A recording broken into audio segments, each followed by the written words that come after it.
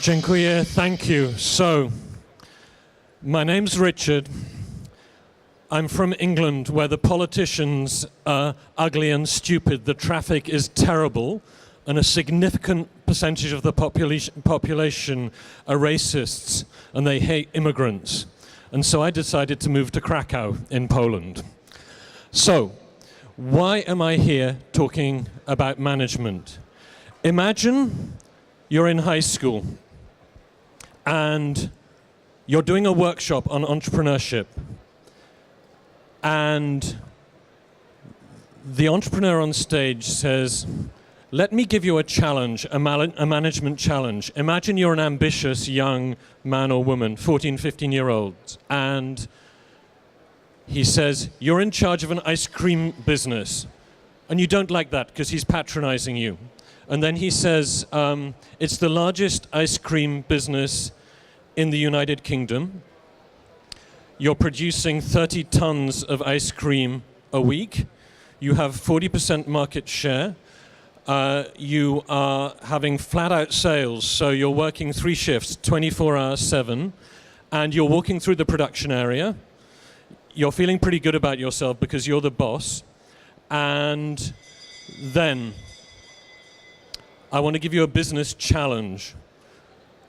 So this is more serious, okay? It's no longer a kiosk selling little ice creams, it's a real business. He says, there's a nasty grinding sound, then a hissing sound, and then one of the big steel pipes pumping ice cream at 200 liters a minute breaks and starts thrashing around like a snake. You're the boss, it's a big company, you're in charge. What are you going to do? And I'm asking you that question. What are you going to do? Well, that's exactly what happened at my high school when I was 14.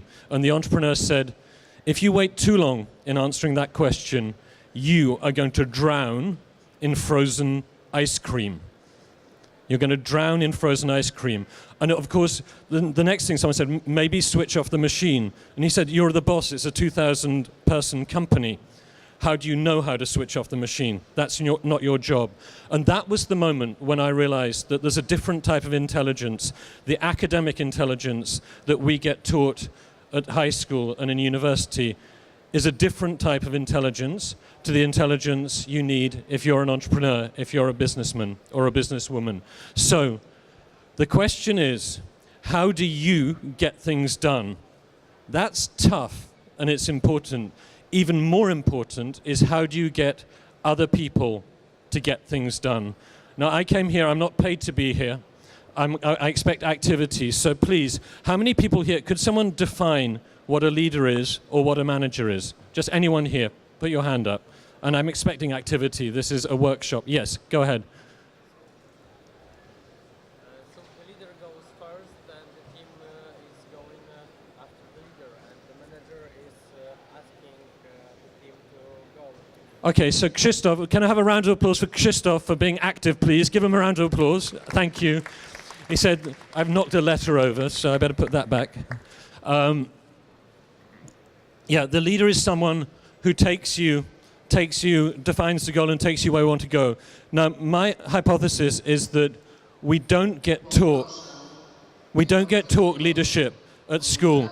A leader is someone who gets a group of other people to work for a common goal willingly.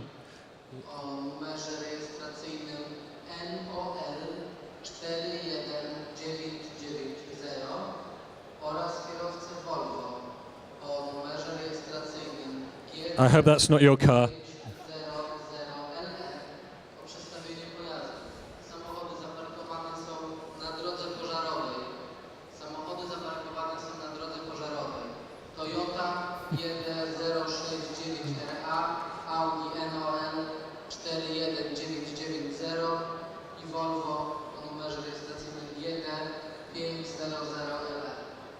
So, I hope we don't have that. I didn't get taught management and I didn't get taught leadership. And I'm here to argue that what I did, learning by doing, is not only, as you can see, painful expensive and dangerous. It's also wrong. It's wrong if you're an entrepreneur, and it's wrong if you're an investor. Okay, so how many people here are managers or would like to be managers? Please raise your hand, okay? Okay, so for the people who raised their hands, how many of the people who report to you, a manager is someone who manages people, how many of the people who report to you have children? Okay? Okay, and how many of you know the names of the children of the people who report to you? There are many few hands going up. If you don't know the names of the people, of the children, of the people who report to you, you shouldn't be a manager. Why should you, if you believe that they are going to devote themselves to your business and to your company, stay late in the evenings, work weekends, when you don't know the names of the most important people in their lives, you shouldn't be their manager. We don't get taught that. You can't expect people to work for you and for your organization if you don't know them well, okay? So that's number one, you have to know your people. But the first thing you have to do is to manage yourself. How many people here got taught time management and personal organization at high school or in university? How many people got taught it? Almost no one. I got to the end of Cambridge University in the UK, not a single minute on time management, not a single minute on organization.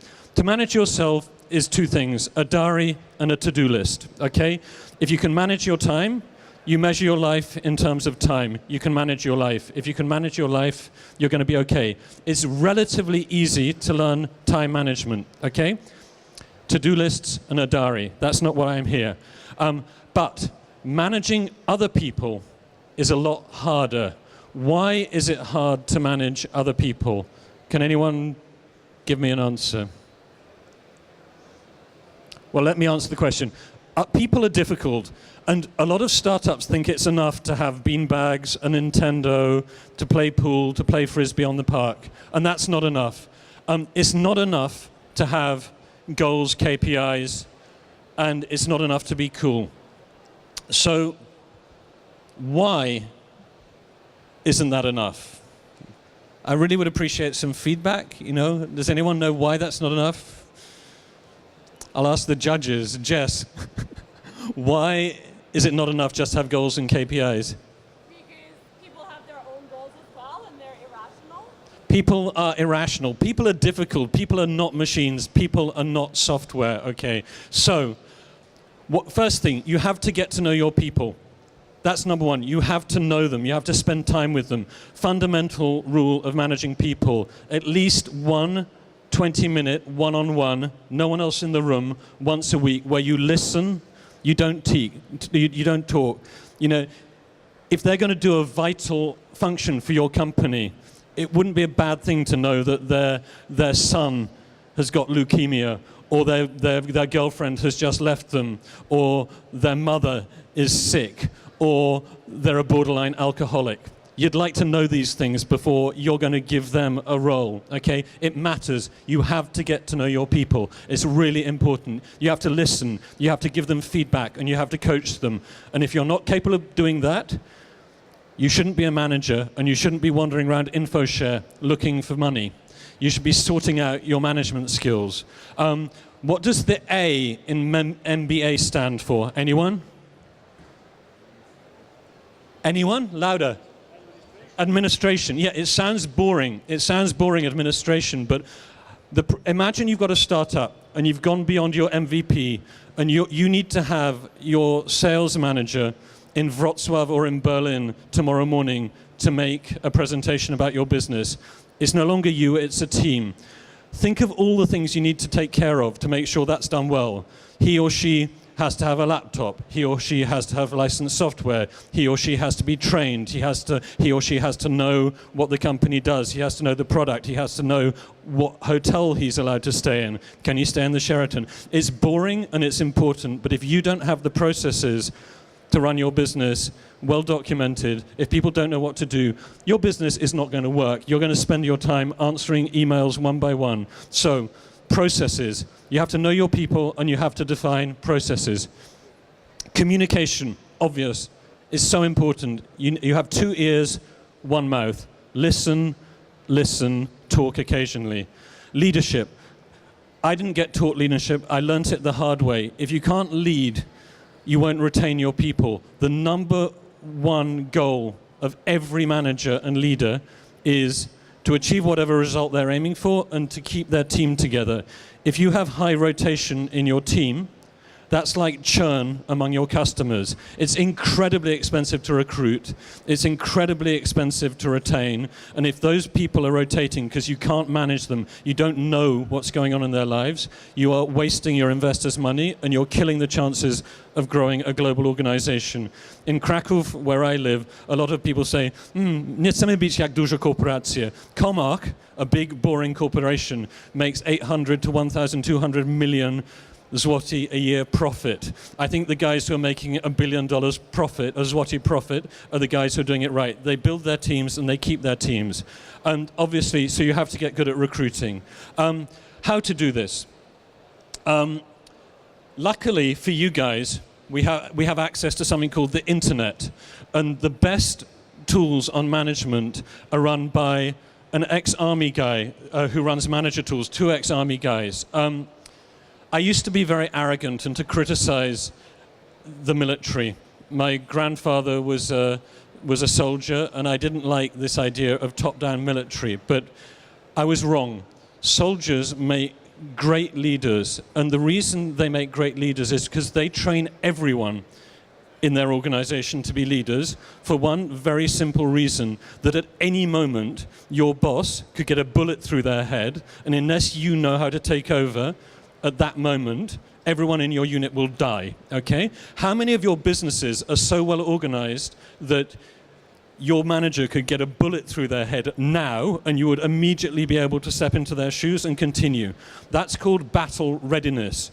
Battle readiness means that at any moment, a senior officer can arrive in your unit and say, this is a battle readiness inspection. Are we ready to go for war? Okay, who is in your unit? Where are they now? What is their job description? What are their goals? And do you know what they're doing right now? In a lot of cool startups, that kind of... and also, can I see their documents? Can I see their umowa o pracy? Can I see their employment contract? Can I see their responsibilities? Try that in a startup. If your startups can do that, that's much, much more attractive to an investor. Okay, so Manager Tools is run by soldiers. It's for free, and it's a great resource. And I would have saved myself literally tens of millions of zloty, millions of dollars, if I'd had access to Manager Tools 25 years ago when I started my businesses. The E-myth. The E-myth is about processes. The idea is extremely simple. You need to document everything you do more than once. You need to, if you work on your business, you can be successful. If you work in your business, you can't be successful. You can never sell it. You can never hand it over to anyone else because you're too involved in the process. Your goal as a small business or a big business has to be to get it to the stage where the business can run without you. That means you can innovate. That means you can change. So develop your processes all the time. Incredibly boring, incredibly important. And if you want to have a successful business, you need to know about businesses. Okay, so you have to ask yourself, how do you get things done? And know that question and get good at it. That's relatively easy. Getting good at getting other people to get things done is much harder, and the time to start is now. If you don't have a business yet, volunteer. Managing volunteers is much harder than managing people who you can pay. You can fire a volunteer. You can say, I'm no longer going to not pay you. It's a very interesting conversation. I run a TEDx. Managing a TEDx is a tough proposal. Learn how to get things done. Learn how to get other people to get things done. And watch out for the cargo cult. I'm sure a lot of people in this huge, wonderfully organized Infoshare suffer from the cargo cult. Does anyone know what the cargo cult is? Okay, let me tell you. The cargo cult were Polynesian natives who, during the Second World War, saw American military planes flying over the islands, dropping supplies. These guys had never seen airplanes before, so they imagined they were from the gods. And it was a perfectly reasonable thing to do. On the available information, this was the best according to their belief system, it was the best thing they could do. And then they figured out that they were going to copy the American soldiers. And you can see they've got sticks that they painted to be rifles. They're waving American flags. And it worked beautifully. The gods came back and dropped more supplies. Okay? So they were going through, there was no logical process between what they were doing and the outcome. But they thought they had a good process. For a while it worked, and they built, you can Google this, they built bamboo radar towers, because that's what the American soldiers did, and more planes came back and dropped more supplies. The cargo cult startup company is a guy who thinks, or a woman who thinks, I'm going to have meetings, I'm going to send emails, I'm going to buy bean bags, I'm going to make it look like Google, I'm going to do pitches. But they don't do the one thing that really matters, which is create a product or a service of value that people will pay for, and they will pay a lot more than the cost of making it. The final thing I would say is that I'm a Democrat, and I might not be right, okay? So if you reject my idea and you think to yourself, that's all very well, Richard, I've got a different way of running my organization, and my way works better, that's absolutely great. My ideas may be wrong, but if you reject my ideas, you need to come up with a better one, because if you think that you can lead a startup and you can manage a startup just by gut feel, remember the Zeppelin. I would have tens of millions of zloty more than I have if I'd known how to manage when I started. I think finally, I'll just say thanks very much to the organizers of Infoshare, because they've done a really good job. This is an impressive conference, so please give them and maybe me a round of applause.